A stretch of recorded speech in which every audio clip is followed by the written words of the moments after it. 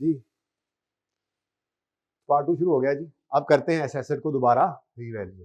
तो 31 दिसंबर 2020 पर एक लाइन खाली छोड़ी और रीवैल्यूड अमाउंट लिख ली। सवाल कहता है रीवैल्यूड अमाउंट 31 दिसंबर 20 पर कितनी है? 1000। तो 1000 एडे दूर आ गई वर्किंग, 1000 ये ठीक है जी। अब ये 1000 जो है ये यूज करके पहले सरप्लस लॉस निकाल लेते हैं। वैसे तो मुझे आगे जाने की भी शायद जरूरत नहीं है, मैं बांटूंगा ही नहीं इसको दोबारा। क्यों? 20 के साल तक की एंट्रीज कही है ना, 21 की तो कही नहीं है, तो बस काम खत्म। इस साल की डिडक्शन वैसे निकली हुई है। जिंदगी आसान रखें, वर्किंग जितनी जरूरत हो उतनी बनानी होती है, ठीक है ना? बताओ जी। ओ ये क्या आ गया? Loss. Oh my god, revaluation loss आ गया। लॉस आ गया। इसने पहले देखा सरप्लस पड़ा था, इसने उसको खा लिया, फिर भी बच गया लॉस। कितना? कॉलम ही नहीं बनाया था, हमने सोचा था शायद लॉस आई ना, तो 103 का लॉस आ गया। और यहाँ पे हमारे सवाल को ब्रेक लग जानी है, इसलिए देखें मैंने इस 1000 को बांटने की कोई जहमत नहीं की। क्यों? क्योंकि बस मेरा सवाल यहाँ पे एंड हो रहा है। 31 दिसंबर 20 तक की उसने एंट्रीज मांगी थी, तो बस ठीक है। अगर 21 की भी एंट्रीज मांग लेता तो फिर मुझे इस 1000 को भी बांटना पड़ता। किस पे बांटता? ये बुक वैल्यू बिफोर रीवैल्यूएशन है, इसकी बेस पे बांट लेते और फिर आगे डेप्शन करते, क्योंकि आगे डेप्शन जो है वो रीवैल्यूड अमाउंट होनी थी ना, लेकिन जरूरत नहीं है, बस ठीक। जैसे मुझे यहां पर कोई जरूरत नहीं पड़ी, ऐसे यहां पर ना इसकी जरूरत है ना इसकी जरूरत है, इससे आगे जाना जो नहीं, एंट्री तो ये हो जाएगी मेरी, ठीक है। अब 31 दिसंबर 20 पर दो एंट्रीज होनी है। पहली एंट्री ट्रांसफर की, ट्रांसफर होगी एक्यूमुलेटेड डेप्रिसिएशन। यहां पे खड़े होकर हमने देखा एसेट कभी रीवैल्यू तो नहीं हुआ, हम जा रहे थे के अड़ंगी कहां पे लगी? अड़ंगी 31 दिसंबर 19 पे। इसका मतलब इन दोनों डेट्स के दरमियान जो डेप्शन है बस वही पड़ी होगी, और वो सिर्फ एक है, और वो ये है, और उसका टोटल ये है 167। तो पहली entry accumulated depreciation debit asset credit, number 8 entry आ गई, नजर नहीं आती, ठीक है। और number 9 entry revaluation surplus debit 130 से, पीएनएल डेबिट 103 से, और क्रूज शिप क्रेडिट 233 से। डन जी। उसके बाद तो कुछ होना नहीं है। 10वीं एंट्री वो जो मैंने पहले स्किप की थी रिपेयर वाली, वो यहां पे आ गई, ठीक है। अब देख लें जरा टोटल 10 ही एंट्रीज हमने यू नंबरिंग किया ना, पहली, दूसरी, तीसरी एंट्री, चौथी एंट्री, पांचवी, छठी, सातवीं, आठवीं। ये आठवीं और नौवीं आपको दिखाई नहीं थी, ये देखो वही जो डेप्शन उन्होंने रिकॉर्ड किया वही रिवर्स हो रही है। हमने वही 167 पे की हुई थी, तो 167 ही है ना, उससे रिवर्स होगी। Accommodation debit, cruise ship credit, और फिर रीवन सरप्लस डेबिट, पीएनएल डेबिट और क्रूज शिप क्रेडिट। बस राउंडिंग का डिफरेंस है, बाकी हमारी फिगर्स जो है वो ठीक है, बस ठीक है, सही है। तो ये नंबर 9 आ गया, और जो हमने छोड़ी हुई थी वो एंड पे जाके ओहो रिपेयर वाली बैर रहेगी। चलो जी कर लो 10वीं एंट्री, तरतीब ना खराब हो हमारी, नंबरिंग सामने आ रही है। तो दो एंट्रीज आपको वर्किंग में नजर नहीं आएंगी। रीवैल्यूएशन के दिन ट्रांसफर की एंट्री होती है ना, बोलो, ये accumulated depreciation debit asset credit, ये एंट्री नजर आ रही है आपको वर्किंग में। नंबर 4 कहीं नजर आ रहा है? नंबर 4 कहीं नजर नहीं आ रहा, ये तो मैंने जबरदस्ती करवाया था, वर्किंग में तो इसकी कोई जगह ही नहीं होती। तो नंबर 4 एंट्री नजर नहीं आएगी वर्किंग में, आपको कहा था कि ये नजर नहीं आती, ठीक है। और उसके बाद इसी तरह से ये डेप्रिसिएशन रीवन के दिन ट्रांसफर ऑफ एक्यूमुलेटेड डेप्शन की एंट्री आपको वर्किंग में नजर नहीं आया करती। देखो नंबर 8 वर्किंग एंट्री कहीं नजर आ रही है, नंबर 4 मिस है, नंबर 8 मिस है, बाकी 1 2 3 4 मिस, 5 6 7 8 मिस, 9, और 10वीं रिपेयर की एंट्री। को मसला कैसा सवाल था? जबरदस्त था ना, मजे का सवाल था।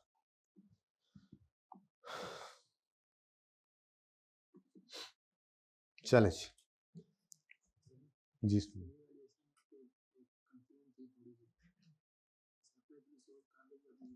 हाँ हाँ करो करो, रीवैल्यूएशन को मसला है तो रीवैल्यूएशन ही चल रही है ना।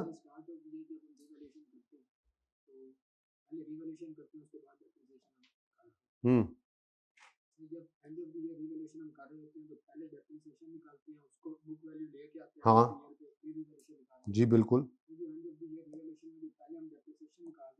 हाँ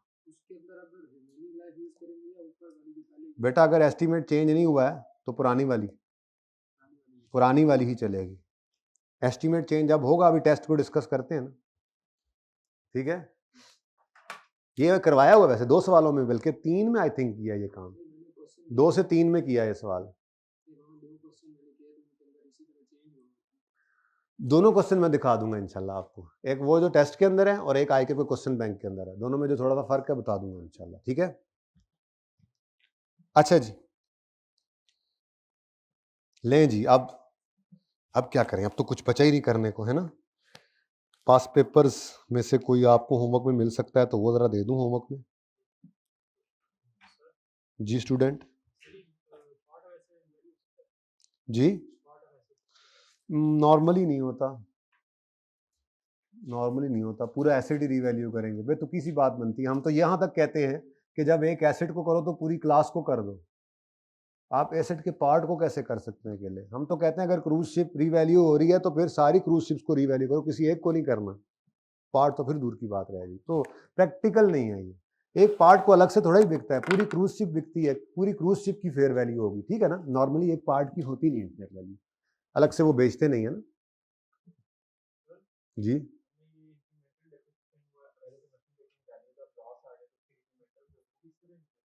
हाँ जी, इसी तरह निकलेगी डिक्रीमेंटल।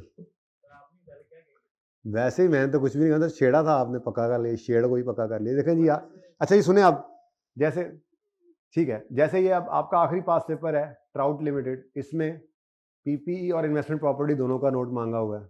जाहिर है इन्वेस्टमेंट प्रॉपर्टी पढ़ेंगे तो ये अनलॉक होगा सवाल। रेलेवेंट एक्सट्रैक्ट्स बनाने हैं, और इस सवाल के अंदर भी आपको जो नज़र आ रहा है वो ये है, इसके अंदर ये बेसिकली IS 23 बोरिंग कॉस्ट का कॉन्सेप्ट है। ये बोरिंग कॉस्ट है जिसको आपने इसके साथ ऐड करना है, और तो कुछ नहीं है इसमें। नहीं, IS 40 इन्वेस्टमेंट प्रॉपर्टी भी है, IS 23 भी है, और फिर पीपीई तो है ही, ठीक है। तो ये दोनों मिक्सचर हैं, ये नहीं इस तरह से सवाल आते हैं। उसके बाद ये इन्वेस्टमेंट प्रॉपर्टी और पीपीई दोनों कह रहा है, ठीक है। और उसके अंदर भी माशाल्लाह से हाँ इन्वेस्टमेंट बस ये दो ही मिक्स हुए हैं। उसके बाद ये सवाल आपने अभी कर लिया था सबसे पहले, ठीक है, ये सवाल अभी मैंने आपको करवा दिया। इस सवाल को भी एंड पे पढ़ेंगे क्योंकि इसके अंदर ये इन्वेस्टमेंट प्रॉपर्टी वाला पॉइंट है, और गवर्नमेंट ग्रांट आई थिंक इसके अंदर आ रहा है तीसरे पॉइंट के अंदर, आई थिंक बोरिंग कॉस्ट है, हाँ है, ठीक है। तो ये तीनों स्टैंडर्ड्स जब पढ़ लेंगे तो ये क्वेश्चन, यानी कि ये क्वेश्चंस छोड़े नहीं गए, छोड़ना कुछ नहीं है हमने, लेकिन फॉर द टाइम बीइंग हम नहीं कर सकते, टॉपिक करते जाएंगे, रेलेवेंट क्वेश्चन करते चले जाएंगे, ठीक है। ये क्वेश्चन के अंदर बोरिंग कॉस्ट का कॉन्सेप्ट है, मंडे लिमिटेड हड़प्पा है, सॉरी बोरिंग कॉस्ट का है, मंडे में भी बोरिंग कॉस्ट का कॉन्सेप्ट है, दस्तगीर लिमिटेड में इन्वेस्टमेंट प्रॉपर्टी है, यानी ये मिक्स होकर आते हैं, ठीक है ना। ये सवाल मंडे लिमिटेड, इसमें भी बोरिंग कॉस्ट का कॉन्सेप्ट है। तो ये जब कर लेंगे तो ये सारे सवाल अनलॉक हो जाएंगे। उसके बाद ये 10वां आपने कर लिया था, 9वां आपने कर लिया था, 8वां हो गया था आई थिंक, ये कर आए थे, वो मसला नहीं था इसके अंदर भी। उसके बाद 7वां शेरदिल हो गया था। ये इतने आसान सवाल थे कि इनमें से एक कहा था होमवर्क में कर लेना, किसी ने किया हो? 1-2 बच्चों ने किया था, ठीक है, चलें अच्छी बात है। उसके बाद ये डिस्कशन से अभी रहता है, ठीक है। अब मेरा दिल ये है कि IS 36 को थोड़ा सा बुनियाद उसकी डाली जाए, लेकिन बच्चे बहुत ही कम हैं, अब मुझे कुछ समझ नहीं आ रही कि क्या करूं। कल दोबारा से वो सारी बात तो करनी पड़नी है, ठीक है। और परसों के टेस्ट में मैंने इन्वेस्टमेंट प्रॉपर ये IS 36 का टच ज़रूर देना होगा, मेनली IS 36 IS 16 का ही पीपीई का नोट होगा, क्योंकि अभी तक आपका नोट का कोई टेस्ट नहीं हुआ, लेकिन नोट के अंदर मैं कोशिश करूंगा सब कुछ ही आ जाए। फैम, कार्ली और टसुकी वाले सवाल तो आपने कर लिए, उनमें तो जान है नहीं, वो तो छोटे छोटे सवाल अब आपको लगते हैं। तो हम ऐसा सवाल लेंगे टेस्ट में जिसके अंदर डिस्पोजल भी हो रहा हो रीवैल्यूड एसिड का, और IS 36 का भी थोड़ा सा जो है वो तड़का लग जाए, क्या ख्याल है, ठीक है। तो ये टेस्ट होना है ट्यूसडे को, और कल है मंडे, और कल की क्लास जो होगी उसके अंदर वो सिखा भी दूंगा मैं, ठीक है। तो इंशाल्लाह IS 36 जो है वो बार बार दिल कर रहा है कि शुरू कर लें। आप बताएं क्या करना है।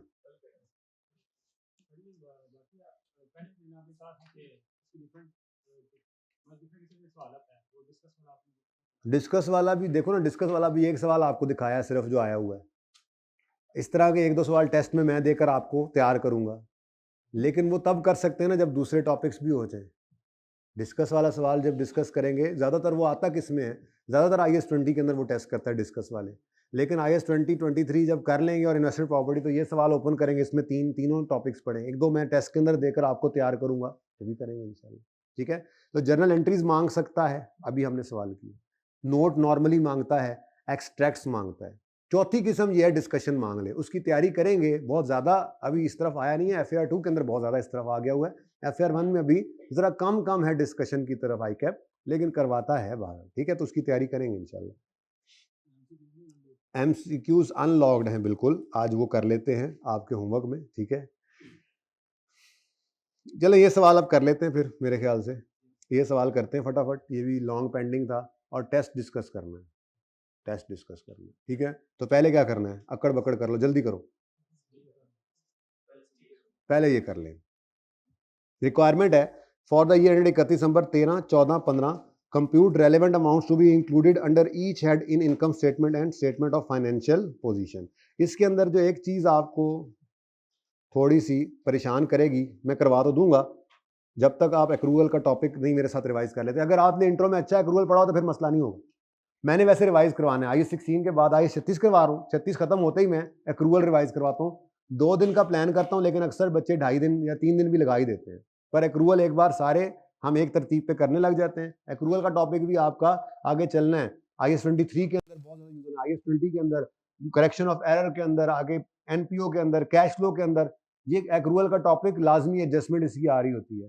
तो वो बच्चे कुछ किसी तरह से पढ़ के आते हैं, कुछ किसी तरह से पढ़ के आते हैं, तो हम एक ही पैटर्न के ऊपर कर लेते हैं, थोड़ा रिवीजन भी हो जाती है, कमी बेशी हो तो वो भी खत्म हो जाती है। ठीक है ना, तो ये बहरहाल अगर थोड़ा सा मसला करे भी तो टिल 1 वीक ये मसला होगा, उसके बाद नहीं रहेगा, क्योंकि 5-1 दिन में तकरीबन बोरिंग ये IAS 36 इम्पेयरमेंट ऑफ एसेट खत्म हो जाएगा। उसके बाद में बोरिंग कॉस्ट शुरू करने से पहले एक्रूवल करवाऊंगा, तो ये अगर किसी को आज मसला होता भी है तो खत्म हो जाएगा। ठीक है, शुरू करते हैं जी काम। What conditions must be satisfied if an item has to be recorded as PPE? पहले ये बता दो, What conditions must be satisfied? बोलो बोलो बोलो, आपको बताया हुआ है क्या कंडीशंस हैं एसिड को पीपी, किसी आइटम को PPE के तौर पे रिकॉर्ड करने के लिए, क्या शर्तें हैं, क्या कंडीशंस हैं? भाईजान जो आपको इनिशियल रिकग्निशन नहीं था पढ़ाया, ये वही बात पूछ रहा है। 2 शराइत थी। Number 1, future benefits are probable. Number 2, नहीं याद है क्या? नहीं याद है? Future economic benefits are probable, cost can be measured, मैंने लिखा होता है इसीलिए मैंने ओपन कर लेना है। कॉस्ट रिलायबली मेजरेबल हो, तो हमने कहा था रिकॉर्डिंग क्राइटेरिया मीट हो गया। ठीक है, फ्यूचर बेनिफिट्स प्रोबेबल हो, कॉस्ट रिलायबली मेजरेबल हो, तो रिकॉर्ड कर लो किसी भी आइटम को as a property, plant and equipment. दूसरी बात, also state at what amount such item shall be carried after initial recognition, at what amount such item shall be carried after initial recognition if entity is following revaluation model। अगर revaluation model के ऊपर है तो आपने इसको रखना है latest revalued amount less accumulated depreciation। हाँ, दूसरी चीज अभी एक चीज और ऐड होनी है, मैंने आपको बताया वो कल, वही तो शुरू करना है, इम्पेयरमेंट वो भी आ जाएगी। ठीक है ना, तो ये बुक वैल्यू पर आएगा, लेकिन बुक वैल्यू का मतलब क्या होगा, revalued amount minus depreciation, cost नहीं लेनी फिर। ठीक है ना, तो ये जनाब आपके आई थिंक 2 नंबर का ये था पॉइंट। चले आ जाए इससे सवाल पे। For the year 31 December 2013, 14, 15 compute relevant amounts to be included under each head. ठीक है जी, in the income statement and statement of financial position. Basically extracts बनाने हैं, नोट्स कह रहा है नहीं बनाने। ठीक है, एक्सट्रैक्ट्स बनाने हैं, और 13, 14, 15 बोल रहा है। ठीक है जी, शुरू करते हैं काम। अब अगेन इसी तरह की वर्किंग कर लेंगे। वर्किंग करने के बाद आपको ऐसे शॉर्टकट बताऊंगा कि आप 1 मिनट में एक्सट्रैक्ट्स बना लेंगे। ठीक है, लंबी कहानी आप बेशक घर पे करते रहे होंगे, ठीक है जी। ऑन यकम January 13 Delta acquired a specialized machine for its production department. The available information is as follows, बह रही है। List price of machine capitalize करेंगे, freight charges, electrical installation, staff training, pre production testing, purchase of 3 year maintenance contract, maintenance contract है, maintain करने का खर्चा, ठीक है, ये रेवेन्यू एक्सपेंस होता है। देखें, चलें अभी छोड़े उसको, बस ऐसे ही चलेंगे फिलहाल, वो डिस्कशन है अलग से। उसके अंदर मैंने आपको सब्सिक्वेंट एक्सपेंडिचर में रेवेन्यू कैपिटल एक्सपेंडिचर भी पढ़ाना है, और साथ में आपको एक और चीज़ भी बतानी है, रिप्लेसमेंट ऑफ पार्ट भी हो सकती है और मेजर ओवरऑलिंग भी हो सकती है। तो वो इंशाल्लाह किसी एक दिन आधा घंटा लगाएंगे, क्योंकि अब अगले कुछ दिन IS 36 अगर आपकी 2 घंटे की क्लास तकरीबन होती है ना, तो उसमें 1.5 घंटा IS 36 ही चलेगा, लेकिन आधा घंटा IS 16 को साथ साथ चलाएंगे, क्योंकि ये फिर बोर करने लग जाता है। पता है आज 20वां लेक्चर है, तो बस अब कल से नया टॉपिक है, इसकी साथ साथ हम जो है वो नया टॉपिक ज़रा इंटरेस्ट डेवलप कर देता है और पेंडेंसीज हम साथ साथ रिमूव करते चले जाएंगे, ठीक है। एस्टिमेटेड रेजिडुअल वैल्यू, ये कॉस्ट में नहीं शामिल करनी, डेप्रिसिएशन के लिए इसको यूज़ करेंगे, ठीक है। इसको किस लिए यूज़ करना है? For depreciation. अच्छा, अब मसला पता है क्या है? मसला ये है कि ये जो है ना दोनों, ये वैसे तो सिर्फ इग्नोर कर रहे हैं while calculating cost of asset, पर मुसीबत ये है कि हमारे सवाल की रिक्वायरमेंट थी एक्सट्रैक्ट्स बनाओ इनकम स्टेटमेंट का और बैलेंस शीट की, तो इसका मतलब माफ़ी इनको भी नहीं मिल सकती, ये एक्सपेंस है तो P&L में तो नज़र आने।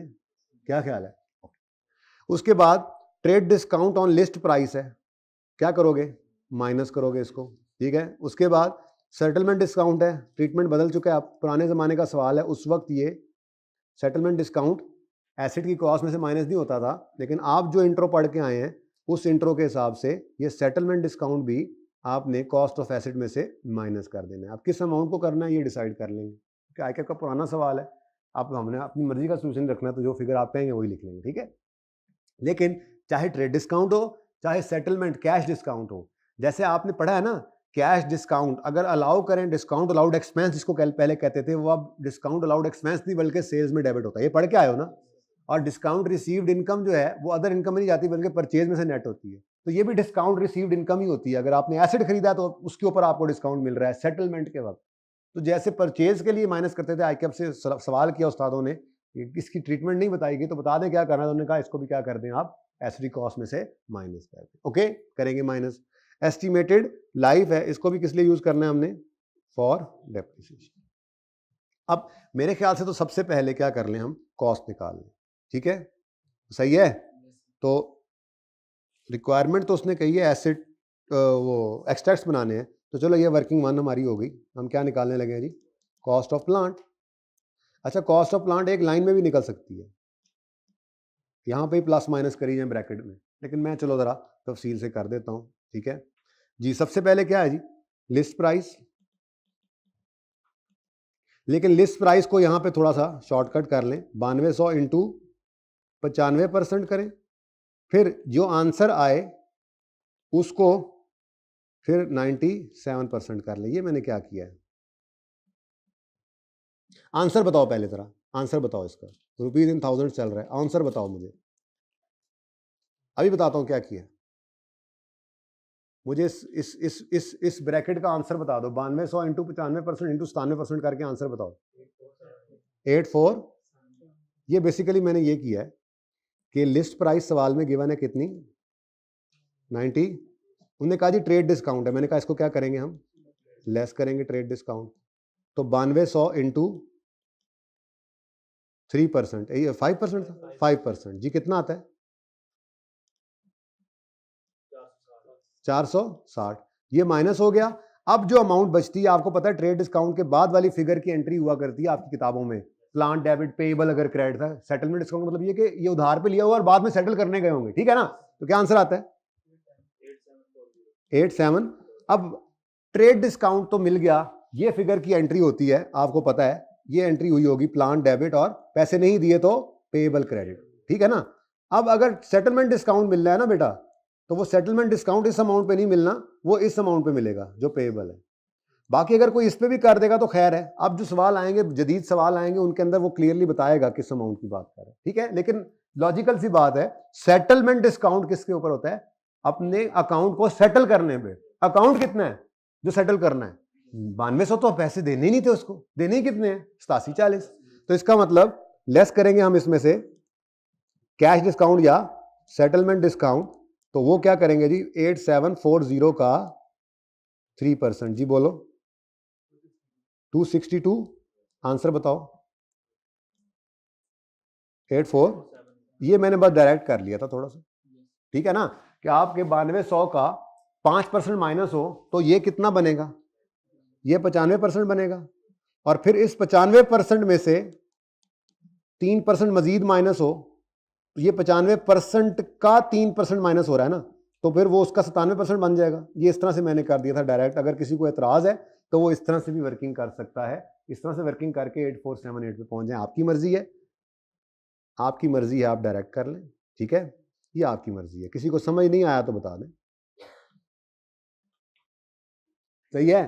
तो पर्चे में आप बड़े हो गए, इस तरह के छोटे मोटे काम कर लिए करें, ठीक है।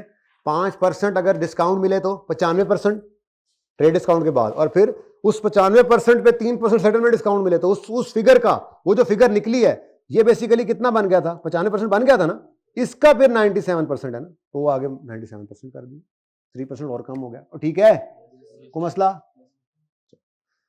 ले जी, ये तीनों चीजें ब्रैकेट में बता दिया ना, तो ये दोनों कवर भी हो गए, शो कर दिया, बस इतनी वर्किंग चाहिए जी। नेक्स्ट फ्रेट है, इलेक्ट्रिकल इंस्टॉलेशन है, ये दोनों ऐड हो जाएंगी।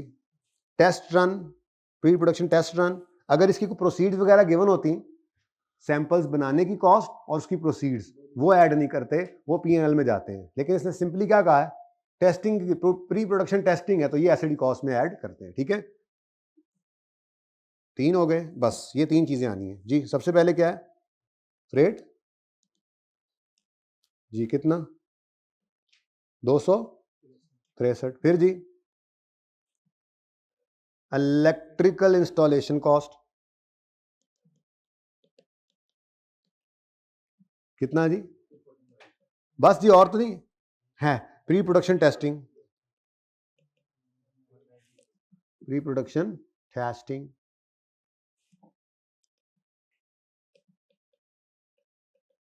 कितना? अच्छा जी, कॉस्ट टोटल कितनी बन गई जी? 94। अच्छा, अब ये एक लाइन में ऐसे करते आप यूं भी कर सकते थे। आपने भी वर्किंग हमने शुरू करनी है ना, जो वर्किंग, उसको हम वर्किंग में वर्किंग 2 कह दूंगा, उसमें डेट वही वाला काम चलना है।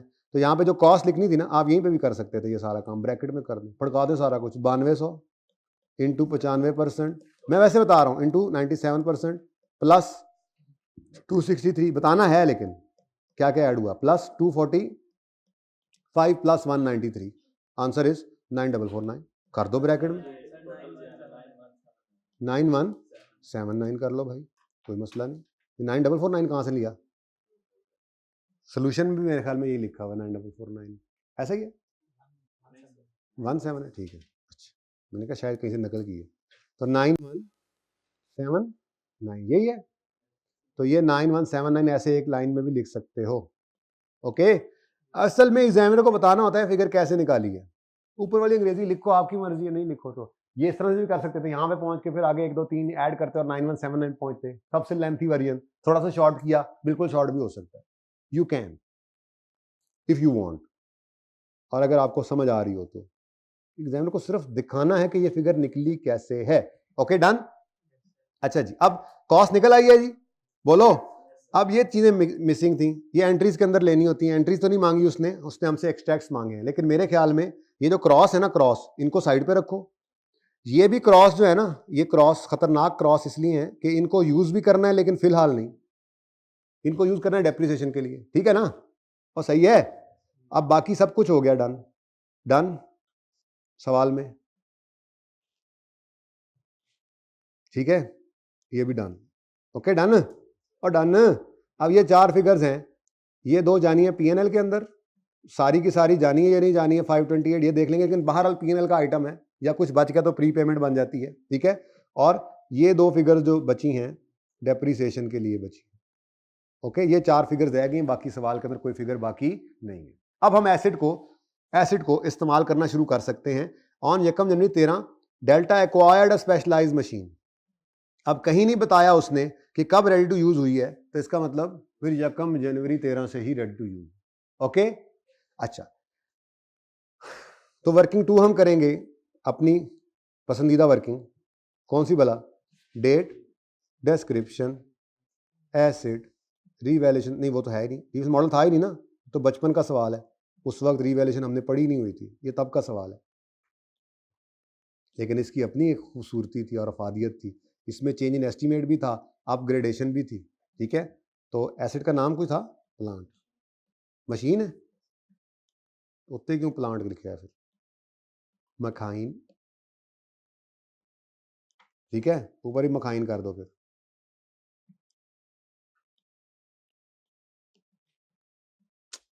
सवाल ही पूरा नहीं होता नजर आ रहा जी। अब शुरू करते हैं काम। आए कहता है, ओए लाइफ देखो, लाइफ देखो, मशीन आर्स। आज इसलिए पढ़ाया था, मैंने कहा चलो ये भी बात साथ ही कवर हो जाए। ये रहता था ना, जब ये सवाल अगर पहले कर लिया होता तो आउटपुट मेथड यहाँ रिवाइज हो गया होता। नहीं पहले किया तो जहां पे जरूरत पड़ी कर तो लेंगे ही हम इंशाल्लाह इस तरह से। ठीक है जी।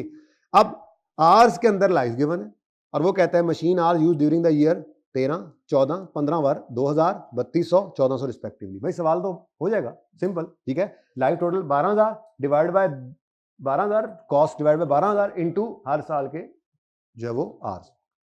लेकिन मसला क्या हुआ, 13 और 14 तो सुकून से गुजरा, यक्का जनवरी 15 पे इन्होंने गड़बड़ कर दी जिसकी आपको आदत नहीं थी।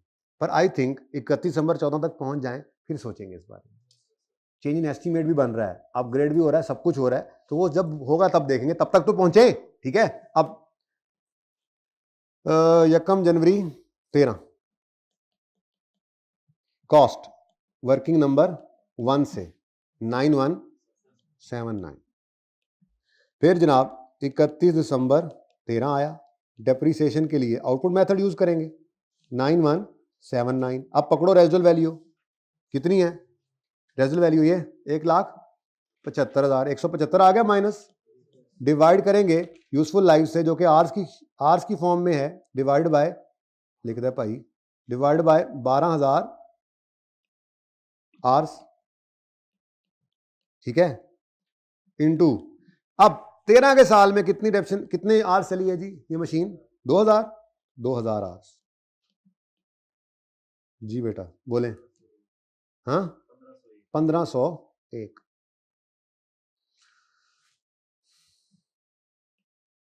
1501 डेप्रिसिएशन आ गई। बुक वैल्यू बता दें, बुक वैल्यू की जरूरत है हमें, वजह बता दें कोई। अगले साल की डेप्शन के लिए तो कोई जरूरत नहीं है।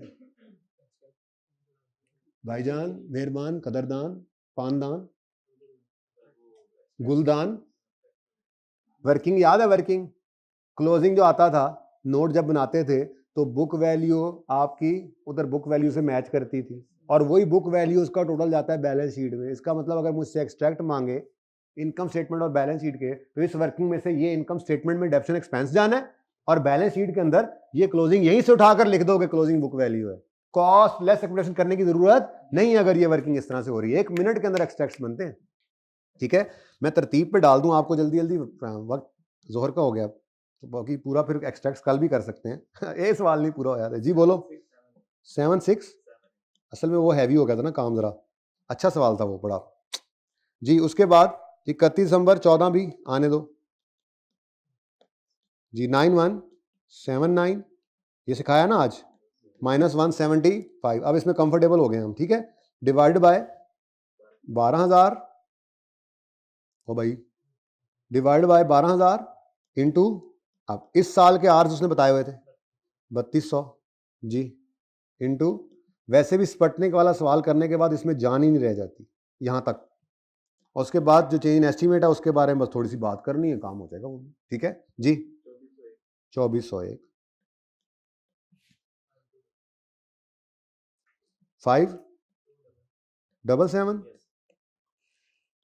अच्छा अब एक बात करूं, अगर मैं सिर्फ इन 2 साल के एक्सट्रैक्ट्स बनाना चाहूं ना तो वो बन सकते हैं।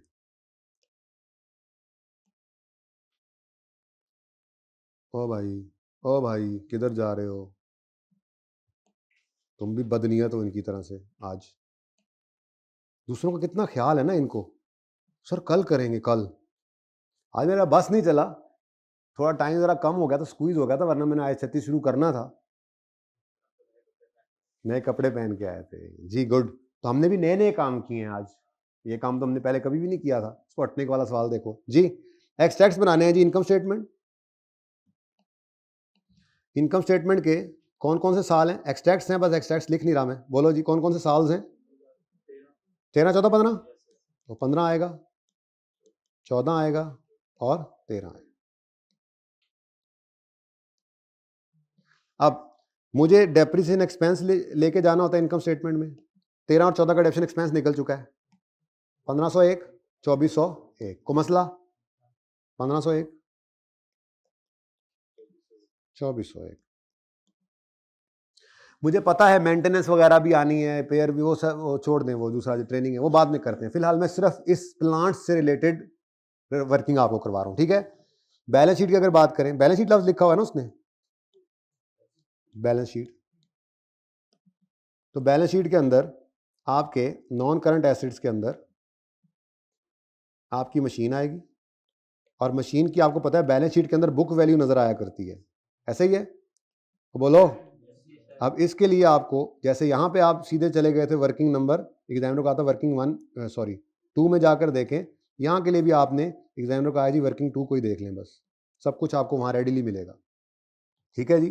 तो वर्किंग 2 के अंदर अब आपने देखो, ये income statement for the year 31 December 13 है, और balance sheet as on 31 December 13 है। यानी मैं अगर पूरी डेट लिखूं तो ये यूं बनती है कि बैलेंस शीट हम बनाएंगे 31 दिसंबर 2015, 31 दिसंबर 2014, 31 दिसंबर 2013। यही होना चाहिए था ऊपर भी, ठीक है।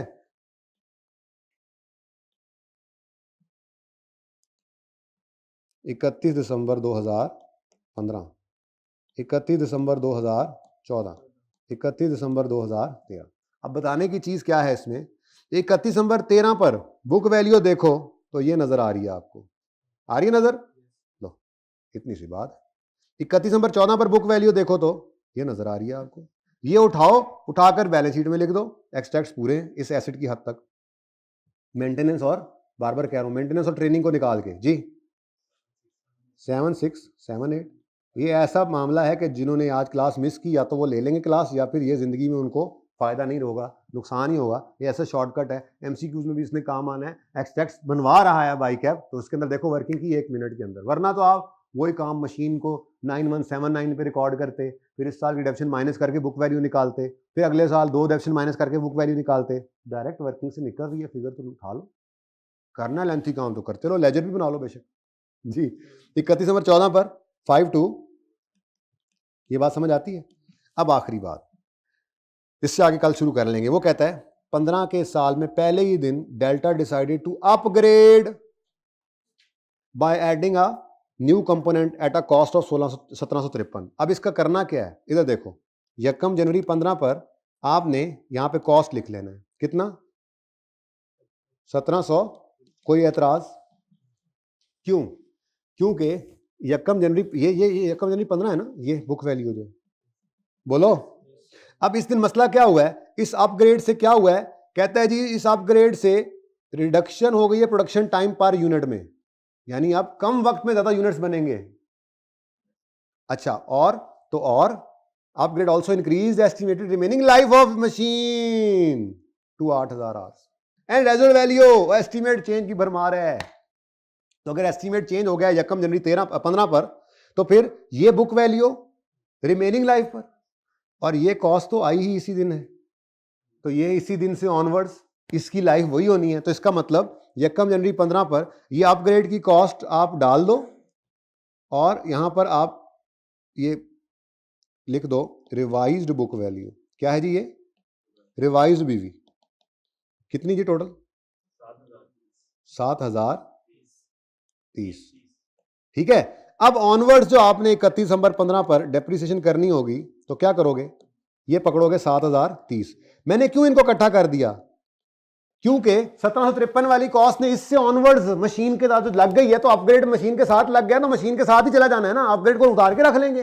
ठीक है, तो ये अपग्रेड ने भी अगली लाइफ में डेप्रिसिएट होना है, और चूंकि चेंज इन एस्टीमेट हो गया है तो इसने भी इस दिन से ऑनवर्ड्स ऐड होना है, तो मैंने इसी को पकड़ लिया और इसी को आगे डेप्रिसिएट करेंगे। ये थोड़ी सी फनकारी लगा लेनी थी। ठीक है, माइनस रिवाइज्ड रेजिडुअल वैल्यू कितनी है? ये 350 है ये। ठीक है, 350 डिवाइडेड बाय रिमेनिंग लाइफ। अब ये रिमेनिंग लाइफ जो है ना आपने निकालनी थी। ठीक है, कैसे? उसने कहा है and increase the remaining life at 2,8000। अब अगर गौर फरमाए ना, गौर फरमाए, 12,000 एक्चुअल आवर्स थे, बोलो 2 और 3200, 2000 और 3200 कितने? 5200 चल गए। 12 में से 5200 निकालो, 12 में से 5200 निकालो, 7,800 घंटे बचते थे रिमेनिंग। वो कह रहा है 8,000 हो गए, तो रिमेनिंग लाइफ उसने खुद बता दी कितनी? 8,000। तो डिवाइड करोगे रिमेनिंग लाइफ से। ओके, और अगली बात तो उसने आपको बताई हुई थी, इस साल में चला कितना है ये?